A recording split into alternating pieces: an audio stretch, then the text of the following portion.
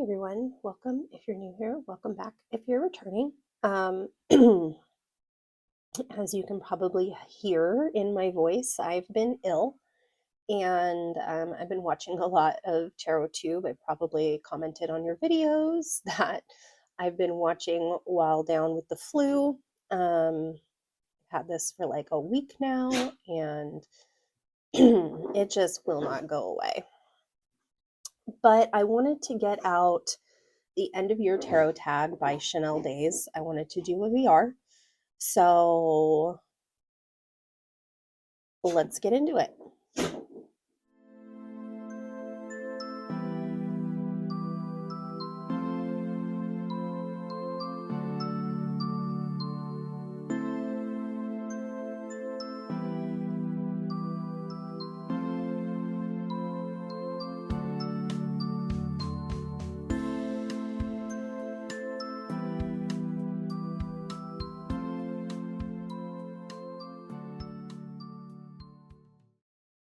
So this is a VR to Chanel Days, the End of Year Tarot Tag.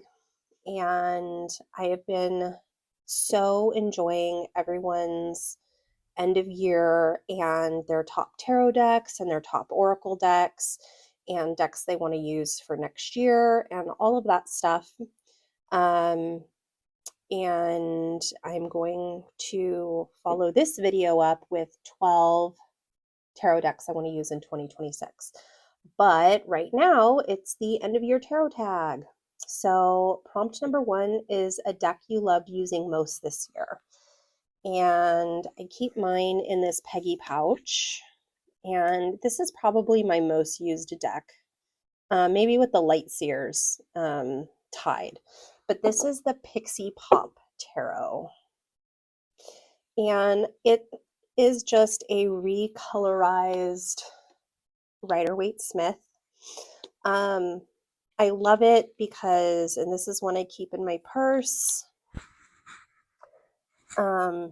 because it's a traditional Rider-Waite. It's just recolorized to add some diversity.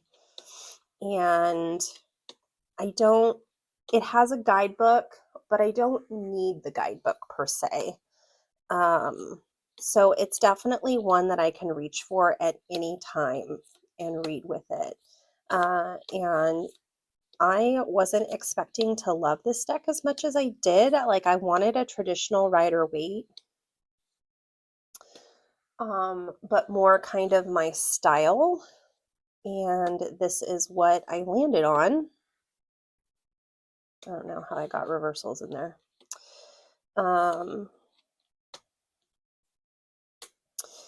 And so, yeah, this is probably I don't know if it's my most loved, but is definitely probably one of my most used, along with the Light Seers. So that was prompt 1, a deck I loved using the most this year.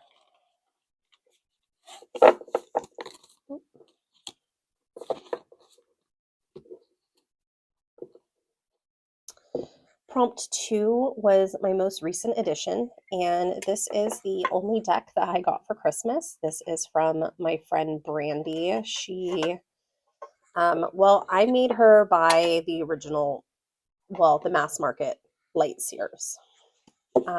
She was just learning tarot, and in my opinion, that's a great deck to learn with. And so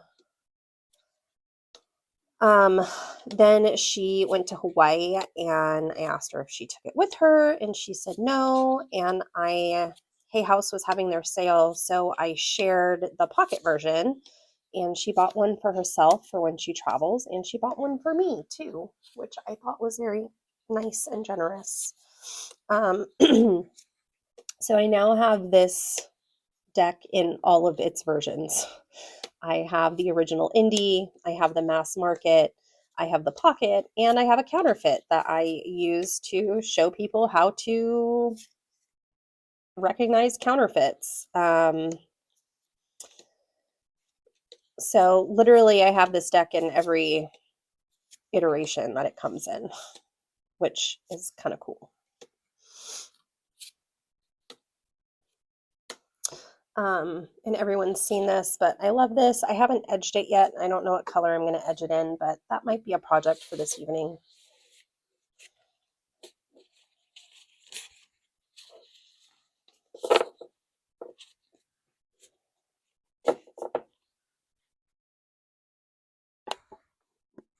The third prompt is a deck that isn't my usual style, but I'm vibing with it. And I chose MJ Cullinan's The Enchanted for Hoxa Tarot.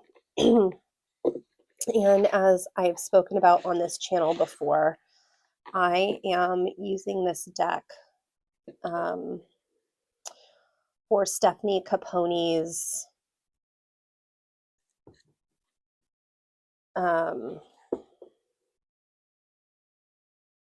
Tarot for Manifestation, and I've kind of stalled out on it.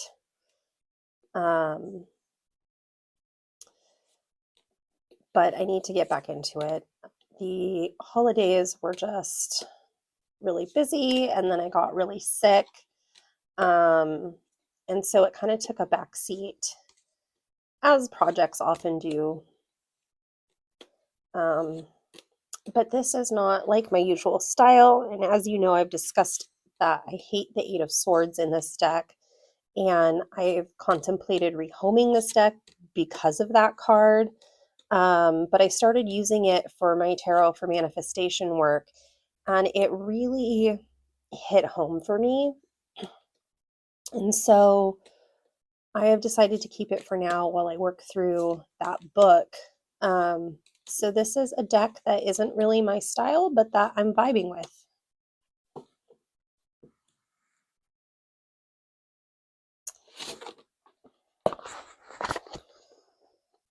And let's see if I can throw the cards everywhere.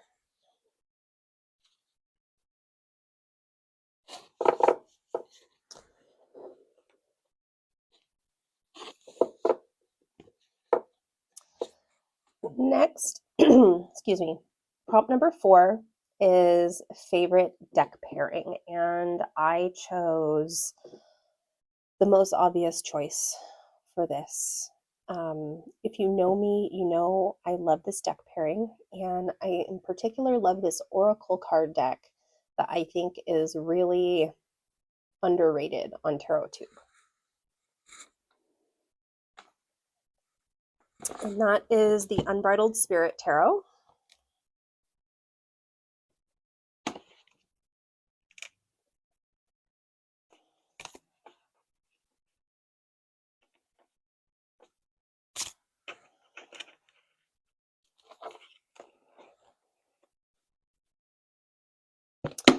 And Oracle of the Sacred Horse.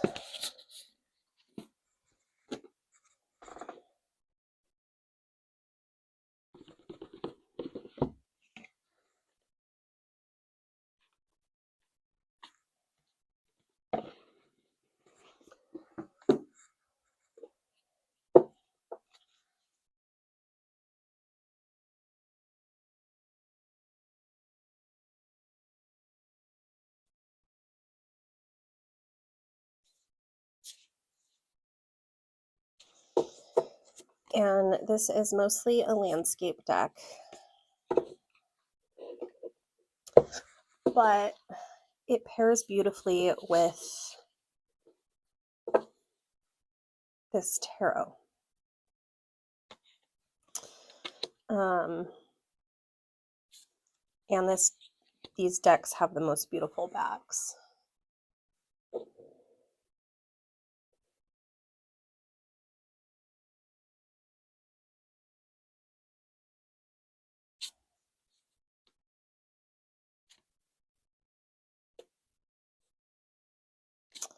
And I just really love these two together. I think they give really great readings. It's a lot of horse energy, which everyone knows that I work with in particular. Ha ha ha. And I just feel like these two go so well together.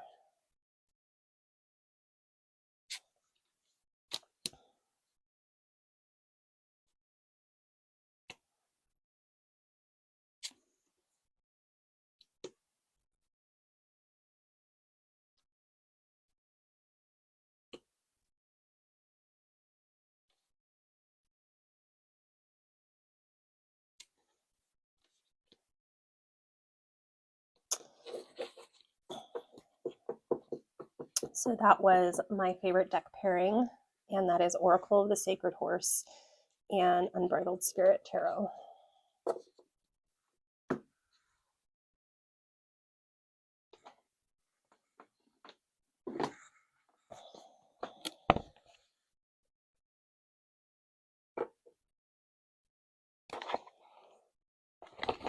All right, prompt number 5 are divination accessories, and these are my runes. So I use these for daily pulls. And I got these from the Cerulean Wolf on Etsy. You can also find her on Instagram. And they are resin. And I really, really like these. And like I said, I do daily pulls with them. I haven't read tarot with them, but I do enjoy doing daily pulls, which is something I don't enjoy doing with tarot. I feel like it's too much. So I use my runes for daily pulls, and it kind of gives me my energy through the day.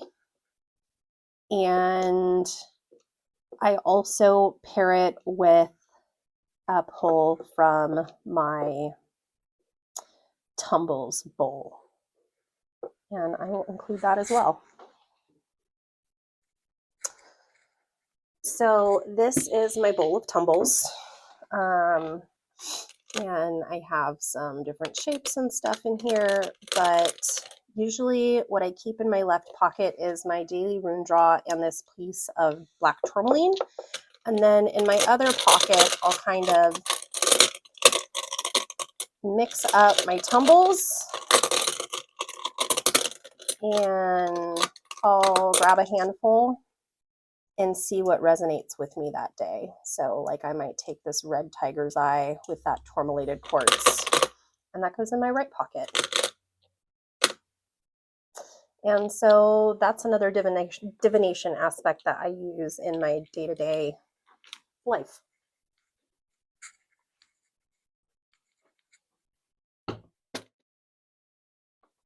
Next are great card backs, and for this I chose the Trash Panda Tarot.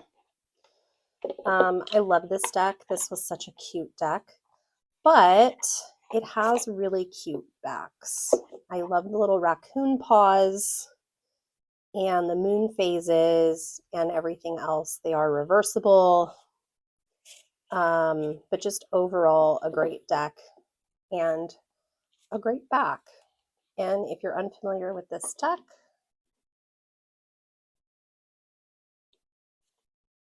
it is really cute. It's a little kitsch, but it's so fun and is actually a really cute reader.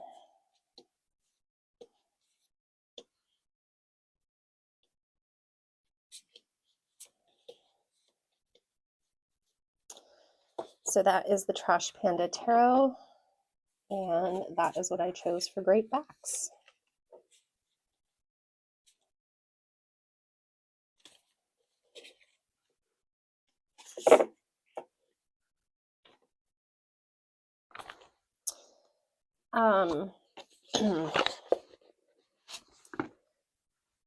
Prompt number 7 is a deck with a theme you like. And for that, I chose the Grief Journey Oracle. This has been making its round on TarotTube, and for good reason, right? It is, everybody goes through grief in their life, and 2025 was a year of loss for so many people. But Terry Cottrell's artwork, along with Marian's writing, this deck is so beautiful and so poignant that I really enjoyed grief as a theme. And I think it's going to be even more important in 2026 as we kind of deal with our grief collectively as a community and as a society and try and move forward. Um, and so I thought it was a very necessary deck and one that I am enjoying. I am looking forward to working with in 2026 personally. And it is so beautiful. I have really enjoyed watching it get its time in the sun and time on TarotTube. So that was prompt number 7, a deck with a theme that you like. And it is the Grief Journey Oracle, artwork by Terry Cottrell, written by Marion Karp.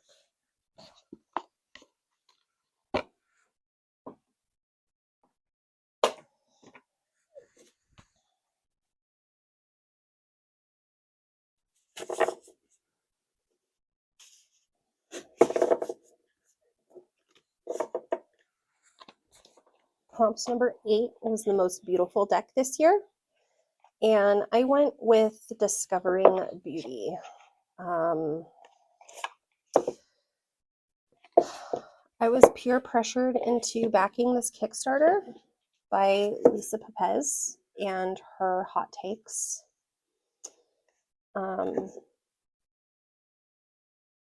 Her hot takes with Danny, I'm pretty sure. But I don't regret it. I went ahead and bought the whole package. I got the book, I got the mini. Like, I just went all in. And it has been one of the greatest decks. The cardstock is fabulous. The art is beautiful. And I know a lot of people got rid of their full size in favor of the smaller one, but I love both. I love the white backs with the black edges, and I love the black backs with the white edges. It is just such a beautiful deck and so intuitive. I really enjoy it. And so that's why I chose it for the most beautiful deck this year.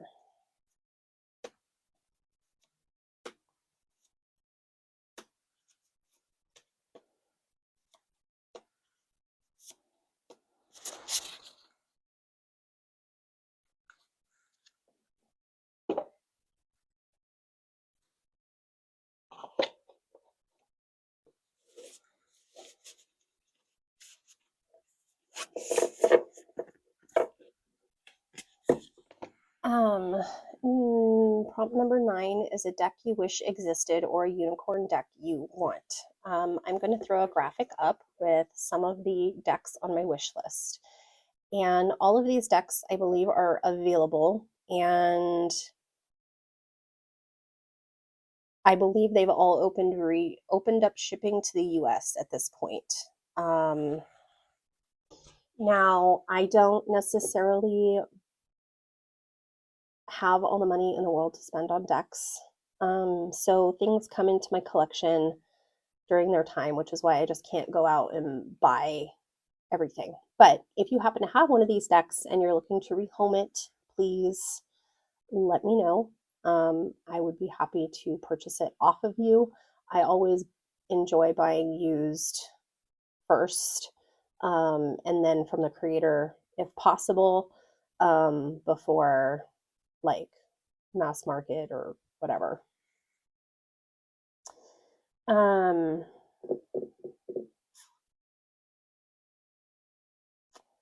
Which card sums up this year as a whole, or a card whose energy you want to bring in?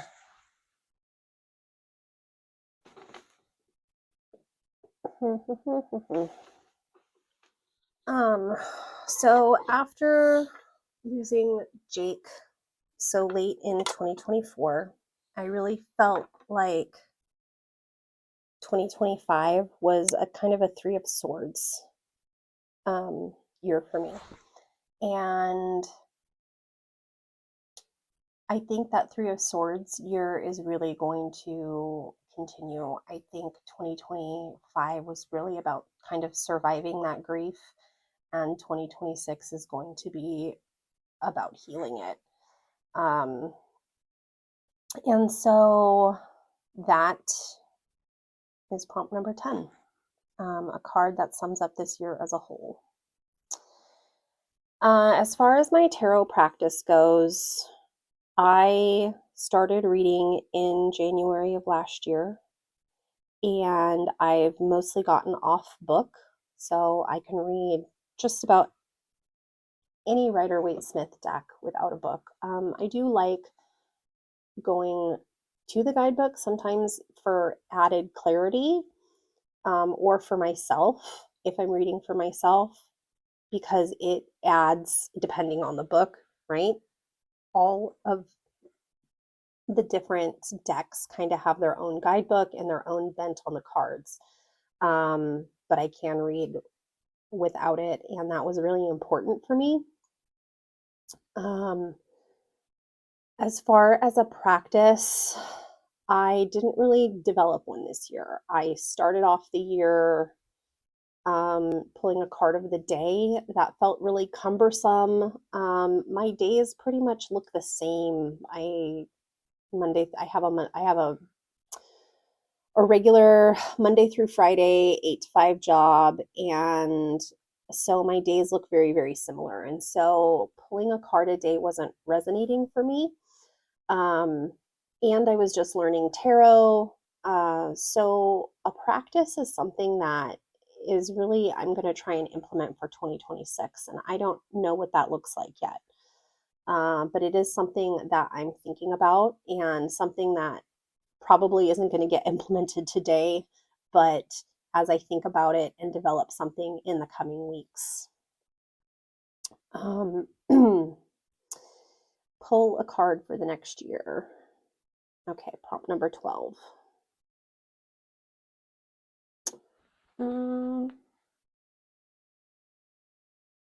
We'll just go ahead and use Light Seers since it's here.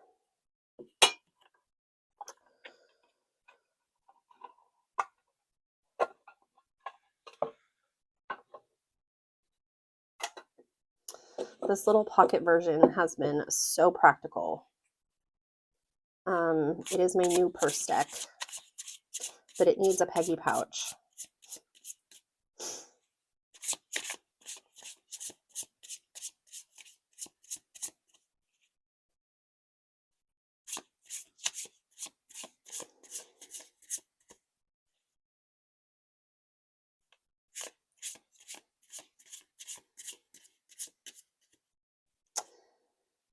So what is the energy for 2026?